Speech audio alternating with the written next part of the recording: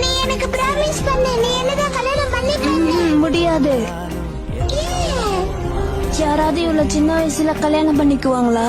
நம்ம 2 பேரும் பெரியவங்களானவனே லவ் பண்ணி கல்யாணம் பண்ணிக்கலாமா?